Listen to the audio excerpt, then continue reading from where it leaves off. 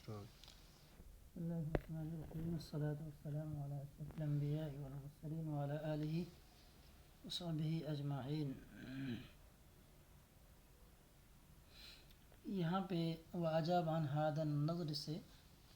شرح میں جو بات موجود ہے وفیہ نظرون، کہ وہاں پہ یہ بات آئی تھی کہ اگر علم کا شروع کرنے والا اس علم کا تصور نہ کرے تو وجود مطلق کا طلب کرنا لازم آئے گا۔ تو مقدمے کے اندر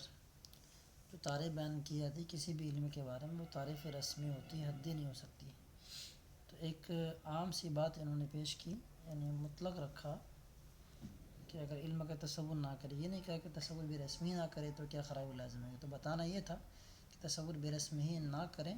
تو کیا خرابی لازم آئے گی، اور اگر کریں گے تو کیا فائدہ حاصل ہوگا۔ لیکن انہوں نے جب عام رکھا اس بنیاد پر وہاں بات یہ کہی گئی تھی کہ تقریب تام نہیں ہے، وہ جیسا کہ اوپر اس سے پہلے بات بھی گزری ہے کہ دعویٰ کچھ اور ہے، دلیل کچھ اور ہے، تو دلیل کو اس طرح لانا کہ مطلوب حاصل ہو جائے۔ تو تصور بے رسمی ہی کے لانے نہ لانے کا فائدہ یا نقصان کیا اس کو بیان کرنا تھا۔ یہاں سے محشی یہ بتانا چاہتے ہیں کہ شرح میں جو بات موجود ہے اس کا اس نظر کا بعض لوگوں نے جواب یہ دیا ہے کہ مطلق جب بھی اس کا وجود ہوگا اس کے کسی نہ کسی فرد کے ضمن میں ہوگا مقسم کا، تو گویا کہ ایک طریقے سے یہ ہے کہ تصور بے وجہ اما ایک مقسم ہے اور اس کے جو افراد ہیں وہ چار ہیں،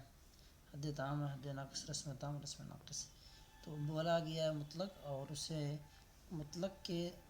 عام کے مقسم کے نہ ہونے کی بنیاد پر کیا خرابی لازم اس کو بیان کر دیا گیا۔ لیکن جب بھی اس کا وجود ہوگا تصور بے وجہ اما کا تو اس کے کسی نہ کسی فرد کے ضمن ہی میں ہوگا۔ تو مطلق کے یعنی مقسم وغیرہ کے عام کے نہ کرنے سے کیا خرابی لازم ہے کہ اس جس سے بیان ہو گیا، البتہ خاص کے کرنے سے کیا فائدہ ہوگا، کیا فائدہ نہیں ملے گا، کرنے سے کیا فائدہ ہوگا، نہ کرنے سے کیا نقصان لازم آئے گا، اس کو بیان نہیں کیا۔ تو اس سے کوئی مطلب ہی نکل کے نہیں آتا ہے کہ عام کر نہیں کریں گے کسی جہت سے تو خرابی اس کا بیان ہو گیا، وہ کسی نہ کسی خاص کے ضمن میں پایا جائے گا، اور اس خاص کا ذکر اگر ہم نے نہیں کیا تو اس سے لازم نہیں آتا ہے کہ ہم نے جو بات کہی ہے وہ ایک طرح سے درست بات نہیں ہے۔ اسی کو یہاں پہ انہوں نے الگ انداز میں بیان کیا ہے۔ تو واجب عن هذا النظر، اس نظر کا جواب بعض لوگوں نے یہ دیا ہے کہ مراد تصور بے وجہ اما ہی ہے اور تقریب تام ہے۔ تقریب تام ہونے کا مطلب یہی ہے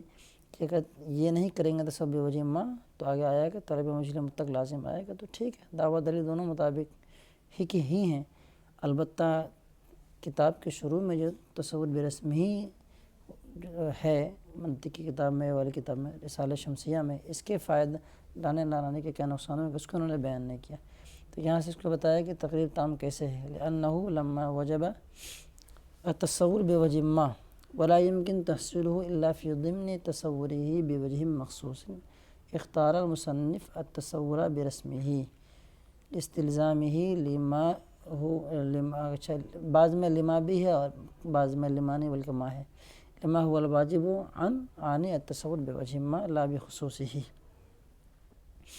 یہاں سے کہنے کا مقصد یہی ہے کہ مصنف کے جو بات کہی ہے، یہاں جو نظر قائم ہے پہلے قال وقولوں میں، اس کا جواب بعض لوگوں نے یہ دیا ہے کہ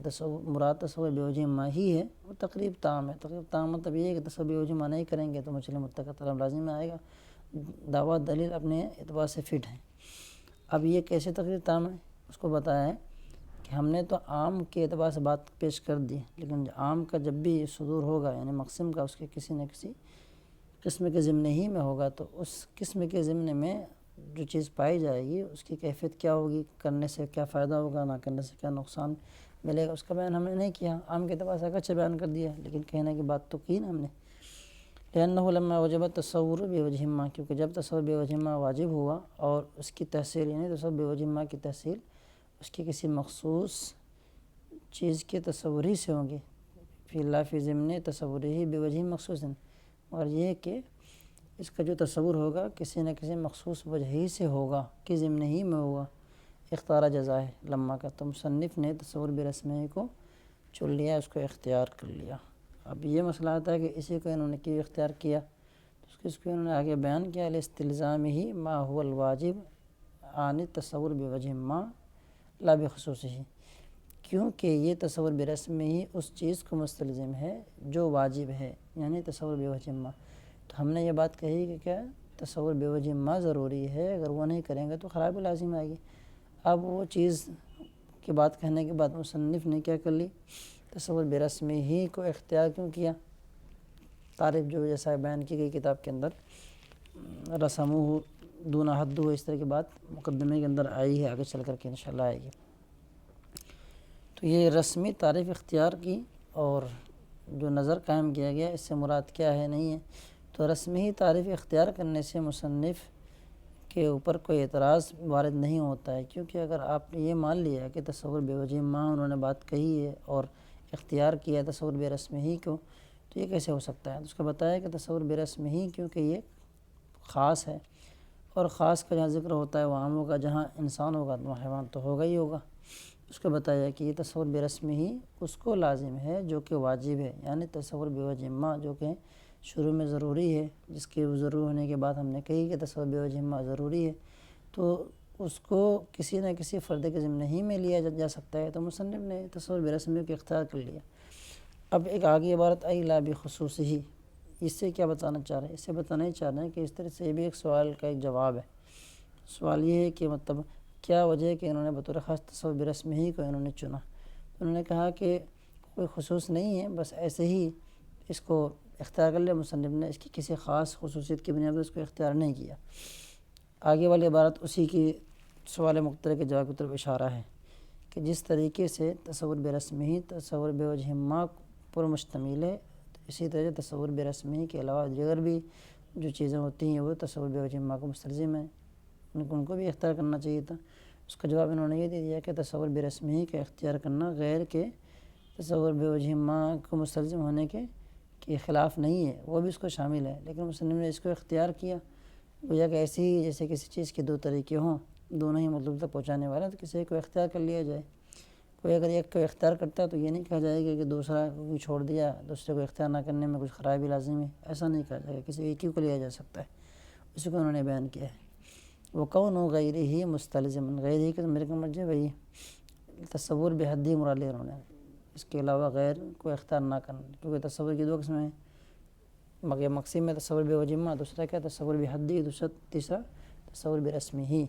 تصور بوجہ ما کے دو اہم فرد ہو گئے، ان دو میں دو نکل کے آئیں گے،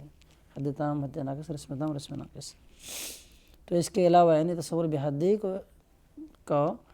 واجب کو مستلزم ہونا، کونہ غیرہ مستلزما لذالک الواجب، واجب کیا چیز ہے؟ تصور بوجہ ما واجب ہے شروع میں۔ اس کو بتایا کہ تصور بحدی برسمی کے علاوہ، تصور برسمی کے علاوہ کون ہے؟ تصور بحدی، میں نے سے تمہیں لکھا ہے۔ تو تصور برسمی کے علاوہ کا واجب کو مستلزم ہونا، کون سے واجب کو؟ جو شروع میں ضروری ہے علم شروع کرنے والے کو تصور کرنا، تصور بوجہ ما، یہ اس کے اختیار کرنے میں کوئی ممانعت نہیں ہے۔ مطلب یہ ہے کہ تصور برسم ہی کے علاوہ کا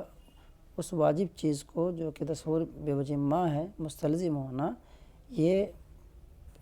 اس کے اختیار کرنے میں، یعنی تصور برسمی کے اختیار کرنے میں کوئی قدر نہیں، کوئی عیب نہیں ہے۔ کیسے عیب نہیں؟ جیسے کہ کسی بندے کے لیے دو راستے ہوں، دونوں ہی ان کو مطلوب تک پہنچانے والوں، کمن اتجہ لہ طریقان موصلان الی مطلوبہ فإنہ یختار احدہما بعینہ،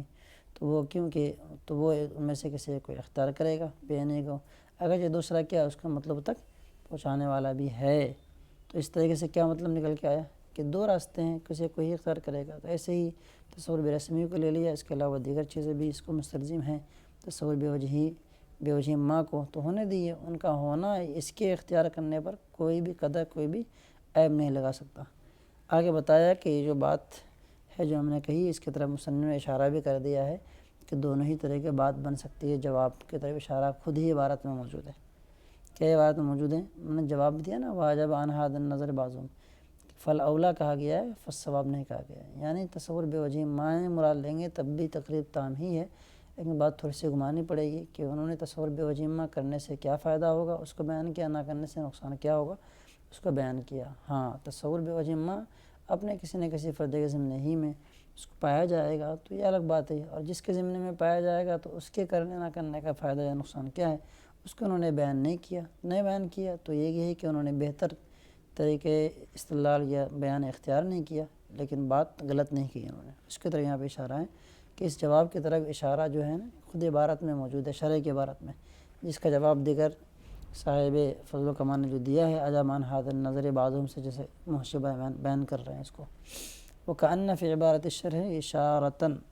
الی ذلك، یعنی الی جواب حاضر نظر، میں نے سطر میں لکھا ہے، حیث قال فالاولی ولم یقل فالصواب، بہی طور کے شارح نے فالاولی کہا، یہ نہیں کہا کہ فالصواب، جیسا کہ آگے چل کے آئے کہ ایک جگہ انہوں نے کہا کہ فالصواب کذا وکذا، وہاں فالاولی نہیں کہا، تو فالاولی یہاں پہ کہا ہے، اس کا مطلب یہ ہے کہ اس کا ایک الگ جواب بنے گا، اور یہ جو بات اختیار کی گئی تصور بوجہ والی وہ بھی درست ہو سکتی ہے۔ دو شکیں ہیں کہ علم کا شروع کرنے والا بھی ضروری ہے کہ اس کا تصور کرے، تصور سے مراد تصور بوجہ بھی لیا جا سکتا ہے، یہ لیں گے تب بھی بات ٹھیک ہے، اگر تصور بے رسمی لیں گے تو بات اور بہتر ہے، بس یہ کہ تھوڑی دلیل اور باتیں تھوڑی الگ الگ ہو سکتی ہیں۔ اچھا، وہی بات آگے چل کے آ رہی، فالاولی ان یقال، لکھتے ہیں کہ الوجہ السابق یدل علی وجوب التصور بوجہ ما وامتناع الشروع مطلقا، یعنی دو چیزیں نظر آئیں کہ آپ مراد کیا لیتے ہیں، تصور بوجہ ما مراد لیتے ہیں یا تصور برسمی مراد لیتے ہیں، تو دونوں ہی کے مراد لینے کی صورت میں کیا کچھ معاملہ بنے گا، اس کو ایسے بیان کیا گیا۔ تو سابقہ جو صورت ہے یعنی وہی تصور بوجہ ما، یہ بوجہ ما، تصور بوجہ ما کے وجوب پر دال ہے، اور اس کے بغیر شروع مطلقاً شروع کیا ہے، ممتنع ہے، کسی بھی طرح ہم شروع نہیں کر سکتے۔ جب کسی بندے کو پتہ ہی نہ ہو کہ علم میں کیا چیز منطق کس کا نام ہے تو کیا شروع کرے گا اس کو۔ وہذا الوجہ، اور یہ وجہ ہے، وہذا سے اشارہ کیا ہے جس کو شارح نے فالاولی سے شروع کیا ہے، فالاولی یقال، اور یہ وجہ دلالت کرتی ہے اس بات پر کہ شروع لابد فی الشروع علی بصیرہ، بصیرت پر شروع کرنے کے لیے ضروری ہے علم کا تصور برسمی ہی۔ لابد کا استعمال لوگ پڑھ چکے ہیں، محتاج پر لام جا رہا، محتاج علیہ پر من جا رہا، لابد لزید من علم کذا وکذا، اس طریقے سے۔